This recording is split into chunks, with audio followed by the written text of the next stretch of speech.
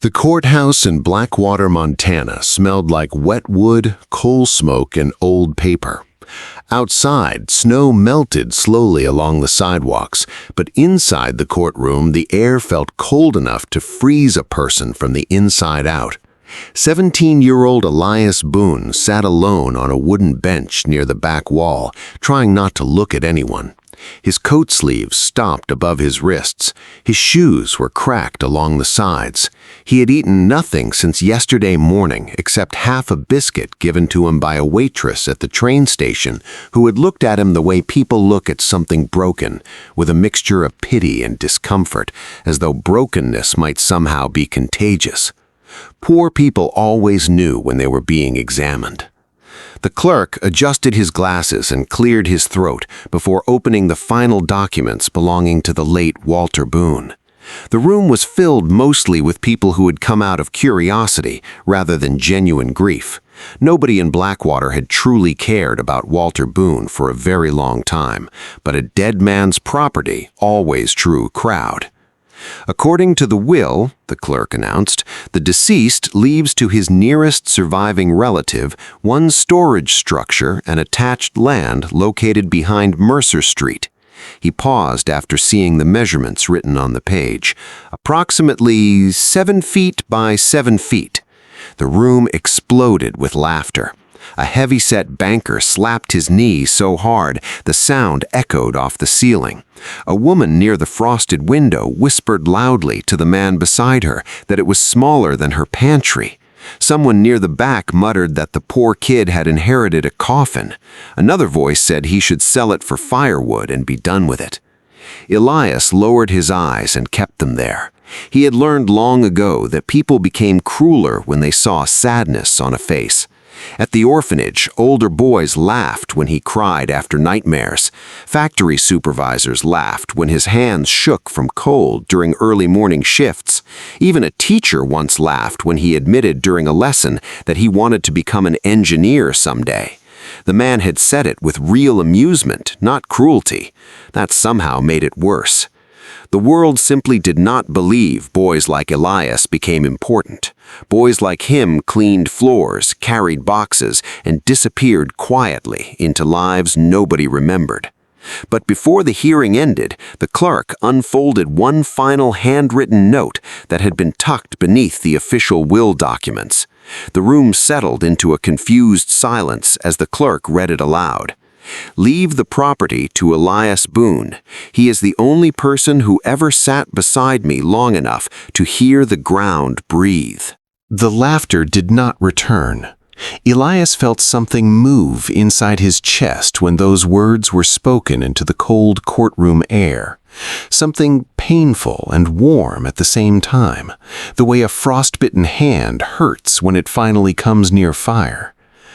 Because nobody had ever chosen him before, not once in his entire 17 years of life. Walter Boone had been respected once, long before grief hollowed him out and the town decided he was simply another old man who had lost his mind. 40 years earlier, he had been one of the finest underground water surveyors in all of Montana. Ranchers across 3 counties hired him to locate clean water beneath dry and stubborn land. Mining companies sent letters offering him salaries he had never imagined. His name carried weight in rooms where serious men made serious decisions. Then tragedy arrived, as it always does, quietly and without warning. His wife died during a brutal winter fever outbreak that swept through Blackwater when the temperatures dropped below anything the oldest residents could remember. Walter sat beside her for 6 straight days, sleeping in a chair next to her bed, holding her hand even after she no longer recognized his face. The morning she died, he walked outside into the snow and stood completely still for a long time, and the neighbors watching from windows said he looked like a man who had forgotten which direction led home. 3 years later, his only son disappeared during a mining collapse in the western hills. They found the other workers. They never found his son. Some men become violent after devastating loss. Others become bitter, filling their remaining years with resentment toward the world that kept moving while their own world stopped completely. Walter became quiet instead, a deep and permanent quiet that settled over him like snowfall over a road, inch by inch, until the road itself became invisible. He stopped shaving regularly, stopped attending church services where people said things he no longer believed, stopped eating meals with other people because sitting at tables surrounded by ordinary conversation felt unbearable when everything ordinary had been stripped away from him. Instead, Walter spent his remaining years wandering the mountains and valleys surrounding Blackwater with worn notebooks and measuring equipment, convinced that something extraordinary was hidden beneath the town that nobody else had the patience to understand. He wrote pages and pages of careful notes. He mapped underground formations with precise measurements. He filled bottle after bottle of water drawn from sources nobody else knew existed, holding each one up to sunlight and watching the clarity with the focused attention of a man who had found his last remaining purpose. The town called him insane. Children threw rocks at his small shack near Mercer Street and ran away laughing. Teenagers mocked him openly when he passed through the market. Shop owners spoke about him in low voices while rolling their eyes. Even the pastor once remarked during a Sunday service, without naming Walter directly, that grief was not an excuse for abandoning one's dignity. But Walter never defended himself, because lonely people eventually stop trying to explain themselves to those who have already decided what they are. Elias had been 9 years old the first time he met Walter Boone. The orphanage had sent a group of children into town after a heavy snowstorm to shovel sidewalks and pathways in exchange for small coins. The work was supposed to take a few hours. Elias worked through the afternoon and into the early dark of evening, long after the other children had finished and returned to the warm wagon waiting for them. His gloves were too thin for the work, and his fingers had started bleeding where the skin cracked from the cold. But he kept shoveling because the matron had told him he would not receive dinner unless he contributed meaningfully. He never made it back to the wagon. Behind a bakery near the railroad tracks, somewhere between one step and the next, his legs simply stopped holding him. He fainted, face first, into a bank of snow beside a wooden fence, and the cold closed around him like something patient. When he opened his eyes again, the first thing he saw was a low wooden ceiling lit by orange firelight, then a small iron stove radiating gentle heat, then a rough wool blanket pulled up to his chin, warm and heavy in a way that felt almost unbearably kind after months of thin institutional sheets.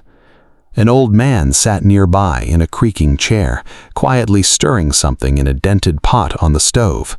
He had a long gray beard and hands that were deeply weathered, marked by decades of outdoor work.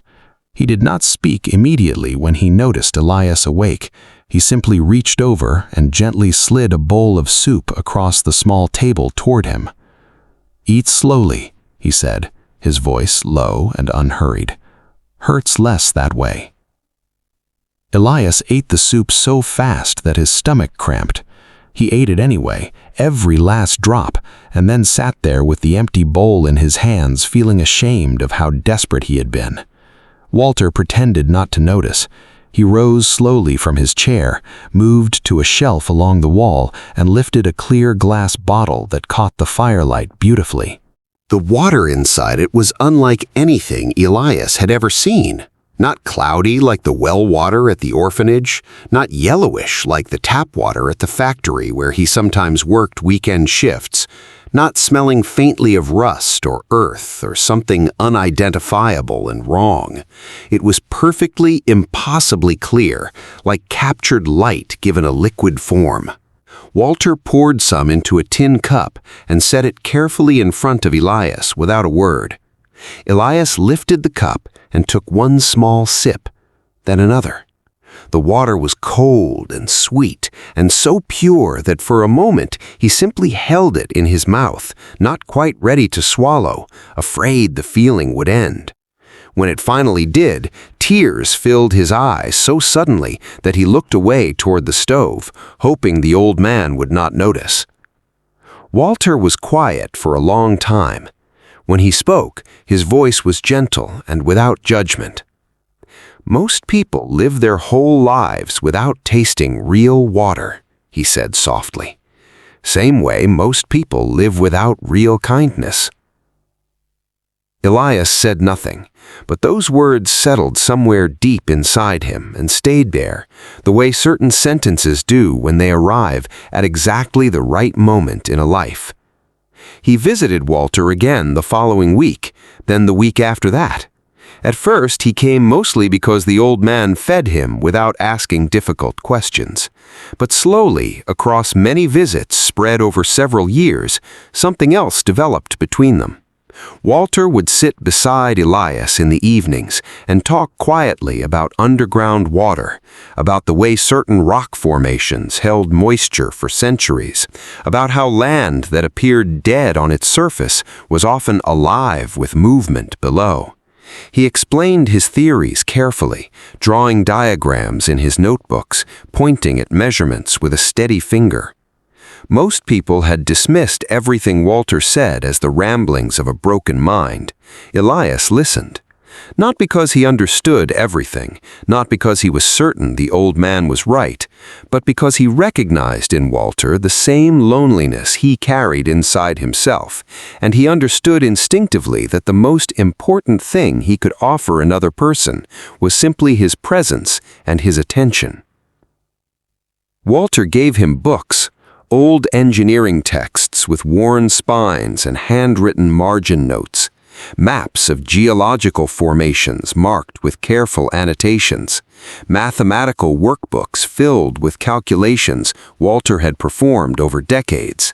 Elias read them all by candlelight in his bed at the orphanage, long after everyone else had fallen asleep, finding in those pages a language that felt more honest and more real than anything the world around him offered. When Walter died in the early months of that winter, Elias had been working at a lumber mill outside town and heard the news from a man passing through the yard. He stood very still for a moment, holding a piece of wood in both hands, and felt the loss settle through him quietly. Way all the deepest losses arrive. Not loud, not dramatic. Simply a sudden and permanent absence where something warm had been. He had not expected to be mentioned in any will. He had not expected anything. In his experience, expecting things only made their absence more painful. Standing now outside the courthouse in the thin afternoon light, holding a folded paper with the address of the property on Mercer Street, Elias walked slowly through the slushy streets of Blackwater without looking up. People he passed said nothing to him. He was already invisible again. The courthouse entertainment finished, the laughter faded. The storage structure behind Mercer Street was exactly as small as described, 7 feet by 7 feet of weathered wood, barely large enough to stand in with arms extended. The door had a simple iron latch. Inside, the walls were lined with Walter's notebooks, organized carefully by year and location. Dozens of sealed glass bottles stood in wooden crates along one wall, each one labeled in Walter's precise handwriting. In the center of the dirt floor, a trap door had been cut with careful edges, and beside it lay a single folded note addressed in faded ink, "For Elias, when you are ready." He unfolded it with hands that were not quite steady. Walter's handwriting was small and deliberate across the page. Beneath this town runs the largest underground freshwater reservoir I have ever mapped in 40 years of work. I have the measurements. I have the evidence.